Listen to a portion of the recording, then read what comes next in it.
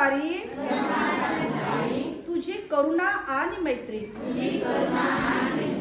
सर्व भौतिक विश्वास श्रेष्ठ आहे. जन्मजन्मांतरीच्या पुण्य संचयाचा जणू परिपाक आणि तुझा ज्ञानप्रकाश सर्वव्यापी पसरतो. जणू चंद्र सूर्याचे रूपदर्पण असते. माझी अशी प्रार्थना तिथे जन्म घेतलेले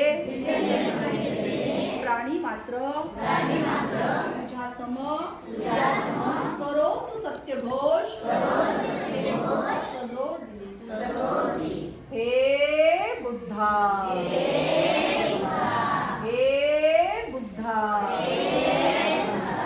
हे बुद्धा. मी लिहितो आहे इथे लेख हा आणि गातो गीतेही तुझे व्हावे साक्षात दर्शन. हीच करते प्रार्थना अखिल प्राणी मात्रा सहित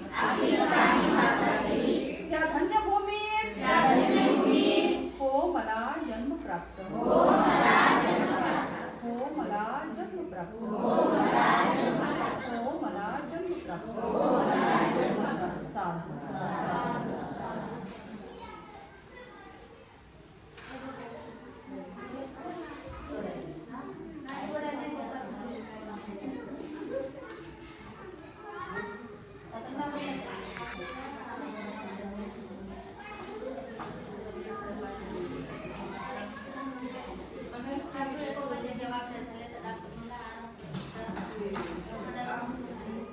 आवाज आ रहा है इसमें.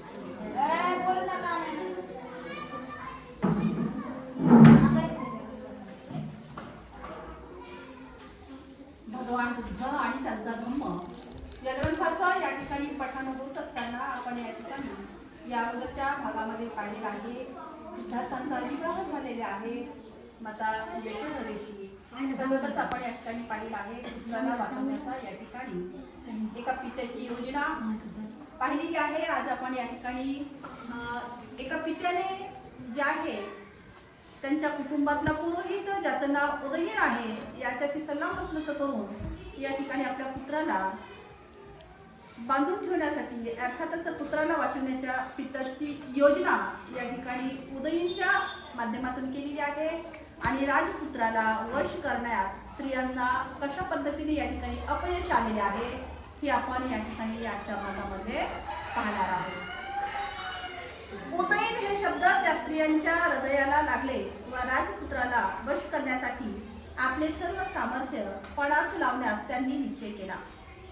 तथापि त्यांची भुक्ती, त्यांचे कटाक्ष, त्यांचे नखरे, त्यांचे हसणे, त्यांचे बोलणे, त्यांचे नाजूक हालचाली हे सर्व काही त्याच्या ठाई असून सुद्धा त्या अंतपुरवासिनी युवतींना आपण राजपुत्राला वश करू शकू अशी स्वतःबद्दलची खात्री मात्र स्वतःला वाटलेली नाही.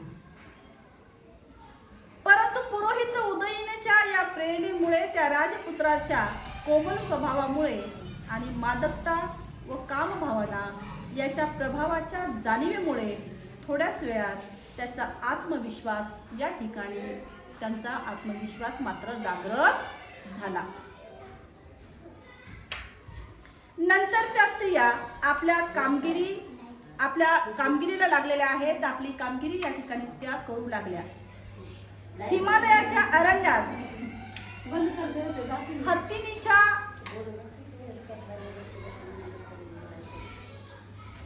नंतर त्या स्त्रिया आपल्या कामगिरी करू लागलेल्या आहेत. हिमालयाच्या अरण्यात हत्तीनीच्या कळपा समवेत हत्ती जसा फिरत असतो तशा त्या उपवनात त्या आपल्या समवेत राजपुत्राला हिंडावयास लावू लागल्या. स्त्रियांच्या समवेत तो राजपुत्र मनोहर उदयनात सूर्य असा अप्सरांना घेऊन आपल्या राज्य उद्यानात फिरावा तसा तो एखाद्या सूर्यावाणी शोभून दिसत होता. त्याच्यापैकी काही जणींनी कामकुल होऊन सहज लागलेल्या धक्क्यात त्याला आपल्या भारदाज पिनस्तनाशी दाबून धरले, तर दुसऱ्याने ठेच लागून पडत असलेला बहाणा करून त्याला घट्ट असे आलिंगन दिले. आपली विटीसारखी गोंडस हात त्याच्या खांद्यावर लोंबाळून सोडून त्या त्यांच्या वर वाकल्या. तोंडाला मद्याचा वास येत असलेल्या दुसऱ्या जणी आपल्या ताम्र रंगाच्या अधोराष्ट्रांनी त्याच्या कानात फुटल्या. माझं गुपित ऐकावं बरं का. त्याची शरीर उठण्यांनी ओली झाली होती. अशा काही जणी त्याच्या दोन्ही हात आतुरतेने घट्ट धरून जणू काय त्याला हुकूमच करीत म्हणाल्या, आमचा पूजाविधी येथेच करा. मद्य पिऊन झिंगल्याने सोंग करणारी दुसरी एक तिचे निळे वस्त्र पुन्हा पुन्हा खालीवर करत असताना आपली जीभ दाखवत अशी उभी होती की रात्री चमकणाऱ्या विद्युत लत्याप्रमाणे ती चटकन अशी नजरेत भरत होती. काही जणी आपल्या या सोन्याच्या पैंजणांचा आवाज करीत तल्लम वस्त्रात झाकलेली आपली अंगे त्याला दाखवीत इकडे तिकडे फिरत होत्या. दुसऱ्या काही जणी आम्रवृक्षाची फांदी हातात धरून सुवर्ण वलयाप्रमाणे दिसणारे आपले उरोज मुद्दाम दाखवीत उभ्या होत्या. कमलाच्या या ताटव्यातून आणलेली कमलपुष्पे हातात धरलेली एक कमलनयना कमलावती पद्मा देवीसारखी त्या कमलमुख राजपुत्रा शेजारी उभी होती. दुसरी एक सहज समजू शकेल असे मधुर गीत हावभावातून गात अत्यंत संयमी पुरुषाला कामोत्सुक करण्याचा प्रयत्न करीत होती आणि आपला नेत्र कटाक्षाने जणू काय म्हणत होती, तुम्ही भ्रमात आहात बरं का महाराज. दुसरे एक जण आपल्या तेजस्वी चेहऱ्यावर आपल्या भक्तीची कमान ताणून वीर पुरुषाच्या अविभव जाणून त्याची नक्कलच करीत होती. जिच्या कानातील कुंडले वाऱ्याने सारखी हलत होती अशी उत्फुल्ल उरोज असलेल्या दुसरी एक यौवन याच्याकडे पाहत मोठमोठ्याने हसून जणू काही सांगत होती, जमत असेल तर पकडा मला. दुसरीकडे जात असताना दुसऱ्या एकीने त्याला पुष्पहाराने बांधून ठेवले होते, तर बाकीच्या काही जणी मधुर पण हत्तीच्या मस्तकावरील अंकुशाप्रमाणे बोचक अशा शब्दांचा मारा करून त्याला जणू काय शिक्षाच करत होत्या. त्याच्याशी वाद चालण्याची इच्छा बाळगणाऱ्या दुसऱ्या एकीने आंब्याच्या मोहराची डाळी हातात धरून विषय वासनेने बेभान झालेल्या स्थितीत त्याला विचारली की हे कुणाचे बरं फूल आहे. दुसरी एक जण पुरुषी आव आणून त्याला म्हणाली, स्त्रीकडून जिंकला गेलेला तू आता जा ही पृथ्वी पादकृत कर.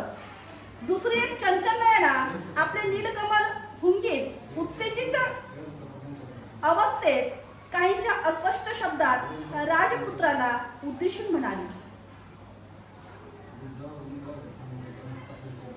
नाव मधुसुगंधी मोहराने बहरलेला हा आम्रवृक्ष पहा. यावर बसून सोन्याच्या पिंजऱ्यात बंद करून ठेवल्याप्रमाणे कोकिळा येथे गात आहे. इकडे या आणि हा अशोक वृक्ष पहा.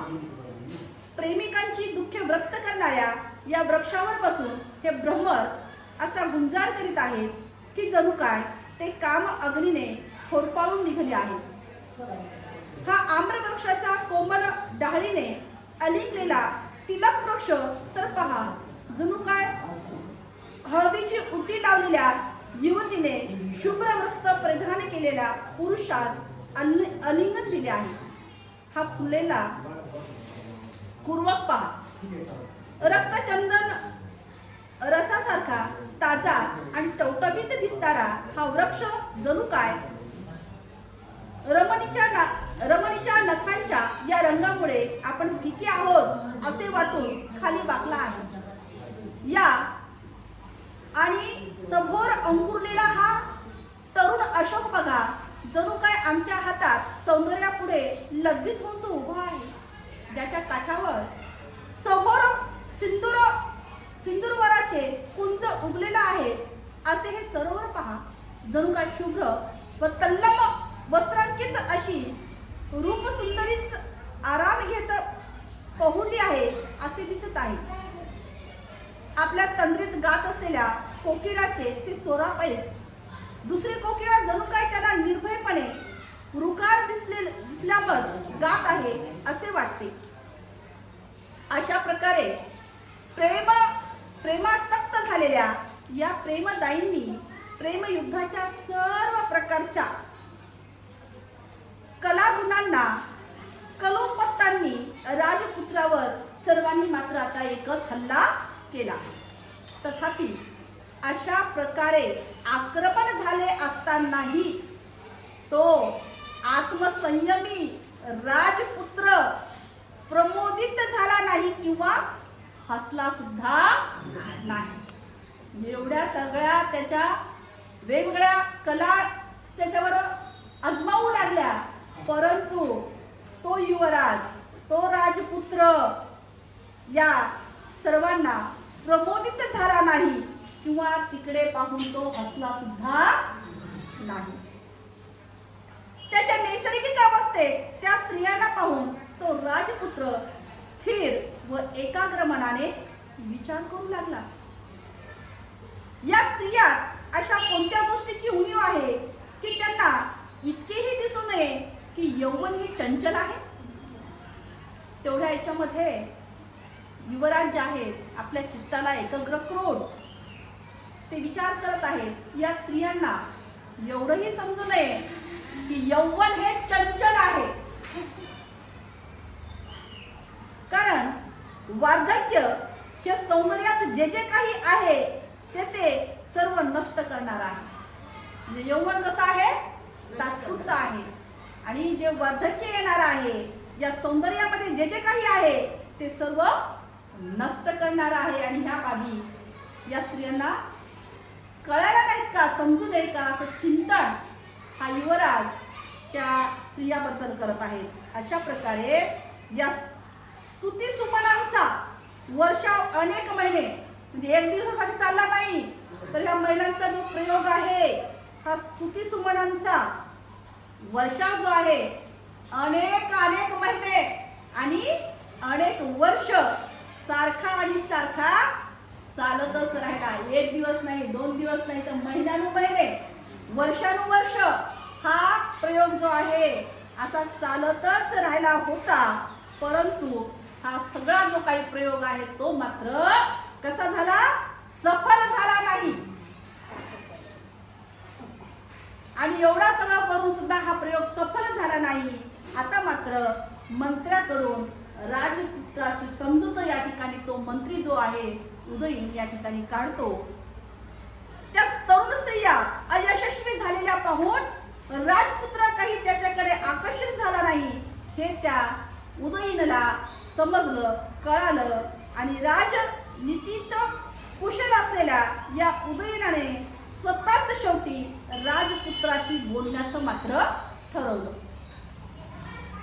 राजपुत्रास एकांतात भेटून उदयीन म्हणाला, तुझा एक अनुरूप मित्र म्हणून ज्या अर्थी राजाने माझी नेमणूक केली आहे त्या अर्थी अंतःकरणपूर्वक मित्र भावनेने तुझ्याशी बोलण्याची माझी इच्छा आहे असे म्हणून उदयीनाने सुरुवात केली. जे हितकारक आहे त्याच्यापासून परावृत्त करणे, हे हितकारक आहे ते करण्यास परावृत्त करणे व संकटकाळी सोडून जाणे ही मित्राची 3 लक्षणे आहेत.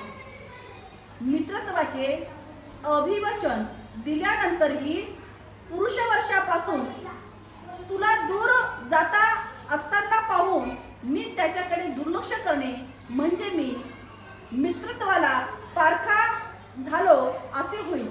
म्हणजे तुला जे काही एवढ्या योजना केलेल्या आहेत आणि यापासून तू दूर जात आहेस आणि म्हणून एक मित्र म्हणून मी तुला या ठिकाणी समजावून सांगत आहे.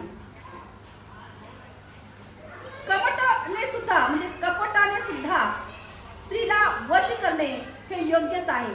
म्हणजे कपट कारस्थान करून सुद्धा स्त्रीला वश करणे हे योग्यच आहे. त्यामुळे मनुष्याची लज्जाही जाते व त्याचे रंजनही होत नाही. जर कारस्थान केलं एखादं, जर कपटपणामध्ये ठेवून जर एखाद्या स्त्रीला वश केलं तर त्याची लज्जाही जाते आणि त्याचे रंजनही होते, असं तो समजून सांगत आहे.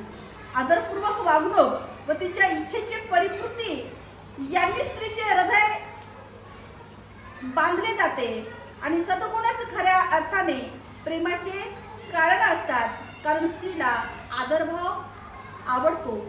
मग हे विशाल नयनाच्या राजपुत्रा, जरी तुझ्या या मनात नसले तरी तुझ्या सौंदर्याला साजेशा शालीनतेने तू त्या स्त्रियांना प्रसन्न करण्याचा प्रयत्न नाही का करणार? विनय हा स्त्रियांचा सुगंधी उठण्याप्रमाणे सुखकर वाटतो. विनय हा एक बहुमोल अलंकार आहे. विनयापासून सौंदर्य हे पुष्पविहीन उदयनासारखे आहे. पण केवळ विनयाचा काय उपयोग? त्याच्याबरोबर हृदयातील भावनेचीही जोड असली पाहिजे. मोठ्या कष्टाने प्राप्त होणारे कामोपभोग तुझ्या मुठीत आहेत, व मग खात्रीने तू त्याचा तिरस्कार का करावा? त्या कामवासना तुझ्या समोर आहेत आणि मग तू त्याचा तिरस्कार का करावा? काम हाच सर्वप्रथम पुरुषार्थ मानून प्राचीन काळी इंद्राने गौतम ऋषीची पत्नी अहिल्या हिच्या प्रियाराधन केले. अशा प्रकारे अगस्त्य ऋषी सुद्धा सोमाची पत्नी रोहिणी हिच्याशी रममान झाला आणि श्रुती सांगता लोकमुद्रेची ही तीच गत झाली. महान तपस्वी बृहस्पतीने अतथ्याची पत्नी व मारुताची कन्या ममता हिचा भोगून भारद्वाजाला जन्म दिला. श्रेष्ठ दाता आशा चंद्राने बृहस्पतीच्या पत्नीला ती अर्घ्यप्रदान करीत असताना ग्रहण करून तिच्या ठाई दिव्य अशा दूताला जन्म दिला. अशाच प्रकारे प्राचीन काळी या विषयसक्त झालेल्या पराशर ऋषीने सुद्धा यमुना नदीच्या काठी वरुणाच्या मुलाची मुलगी कुमारी काली हिच्याशी सहवास केला आणि वार्धक्याने गलित गात्र झालेल्या असतानाही राजश्री ययाती चैत्ररत्न कणात विश्वाकी या अप्सरेबरोबर रममान झाला आणि पत्नीशी आणि अशा पद्धतीने यासारख्या अनेक महान पुरुषांनी सुखासाठी निंदनीय कामोपभोगाचा अवलंब केला, तर मग जे भोग प्रशंसनीय आहेत अशाच अवलंब करणे किती सुखद होईल. आणि असे करताना तुझ्यासारख्या शक्ती व सौंदर्य संपन्न युवकाने ज्या सुखाच्या अधीन सर्व जग आहे आणि ज्या सुखावर स्वभावतःच तुझा हक्क आहे त्या सुखाची उपेक्षा करावी, हे आश्चर्य आहे. पुन्हा या ठिकाणी जो राजपूत आहे मंत्री तो सिद्धार्थांना समजावून सांगतो आणि मग सिद्धार्थ जे आहे सगळं पुरोहित समजावून सांगत असताना तिथे ते मध्ये काहीही बोललेले नाही, शांतपणे त्यांचं म्हणणं त्यांनी ऐकून घेतलेलं आहे. आता त्यांनी मित्राची भाषा केलेली आहे. वेगवेगळ्या जे ऋषीमुनी झालेले आहेत त्यांचं वर्तनही त्याला उदाहरण देऊन सांगितलेलं आहे. असा तपस्वी होता, असा हे ऋषी होता, असा मुनी होता. त्यानं ती महिला आहे की अशा वेगवेगळ्या महिलेचं नाव घेऊन त्यांनी त्याचं स्पष्टीकरण दिलेलं आहे, उदाहरण दिलेलं आहे.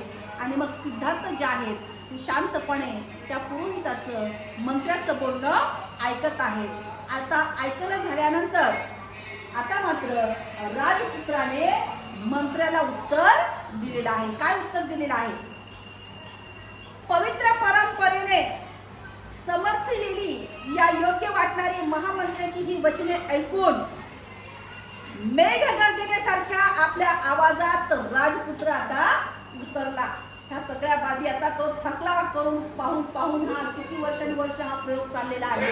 आणि पुन्हा तो मंत्री या ठिकाणी अशा भाषेमध्ये समजावून सांगतो आता मात्र एखाद्या मेघ गर्जनेसारखा आवाजामध्ये राजपुत्राने त्यांना उत्तर दिलेलं आहे.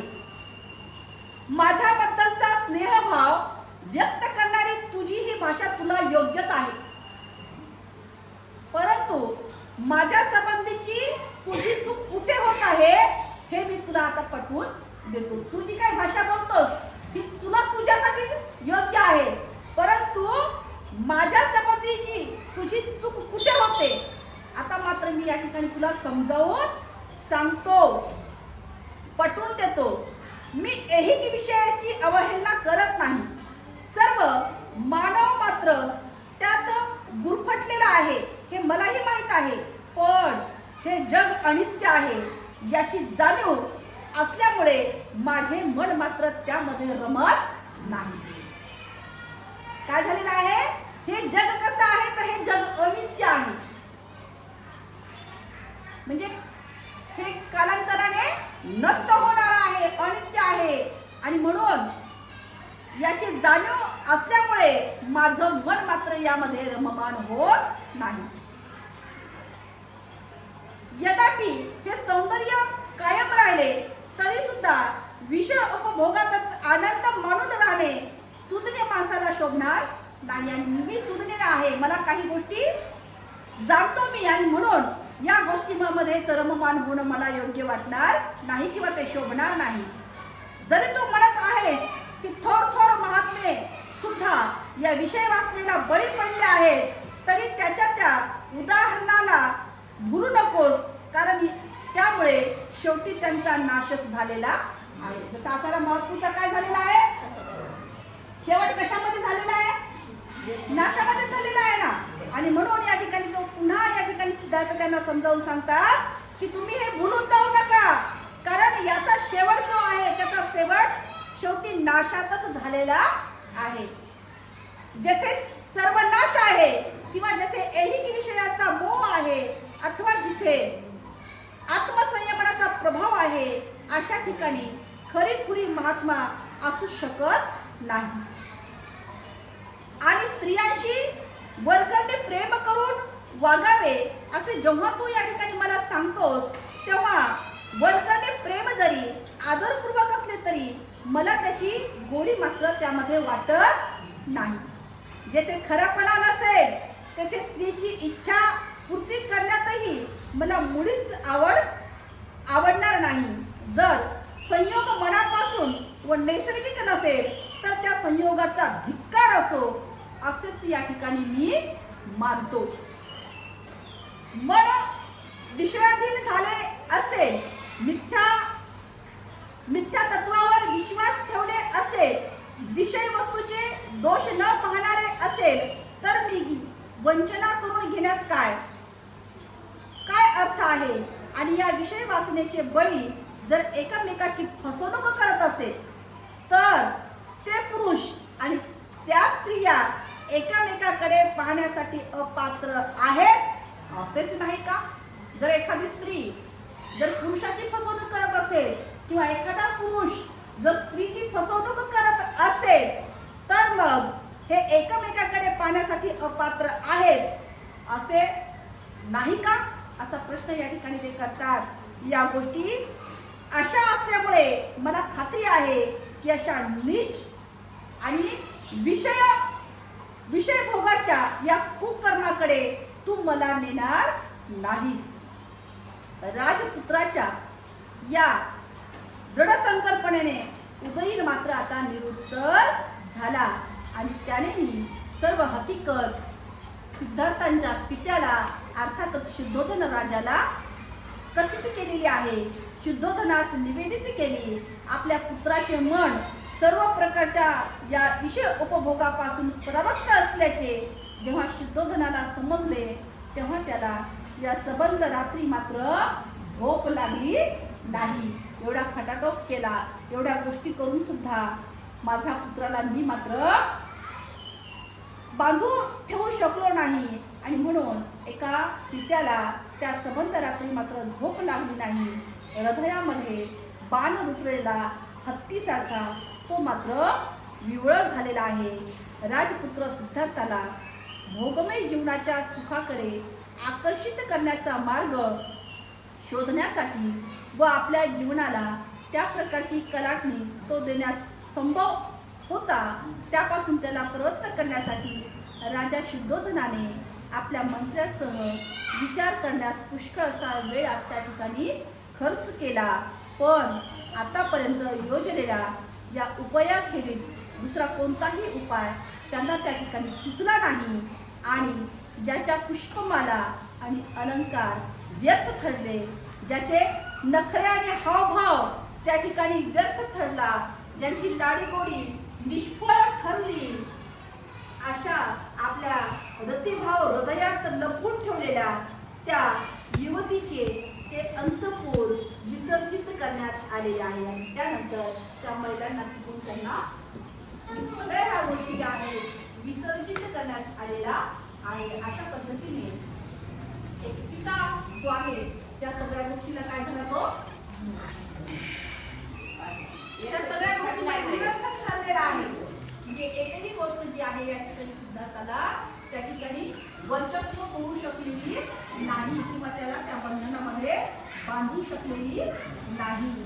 आणि मग या अशा गोष्टी घडल्यानंतर बाकीचा पण भाग आहे आपण या ठिकाणी उद्या पाहणार आहोत. आज आपण या ठिकाणी या महिलांचा जो प्रयोग आहे निष्फळ ठरलेला आहे, जो उदयीत मंत्री आहे, मंत्र्यांनी समजावून सांगितलेला आहे, परंतु तो सुद्धा जो प्रयोग निष्फळ ठरलेला आहे. आणि सिद्धार्थांनी या ठिकाणी एका कडे भाषेमध्ये त्यांना ह्या ज्या निसर्गामध्ये कशा गोष्टी घडतात, ह्या गोष्टी ज्या कशा पद्धतीच्या आहेत, जर त्या कोणतीही गोष्ट या ठिकाणी अनित्य आहे, कोणतीही गोष्ट टिकणारी नाही, अशा पद्धतीनं सिद्धार्थांनी त्या उदयनला सांगितलेला आहे. आज आम्ही आपण या ठिकाणी इथेच थांबणार आहोत.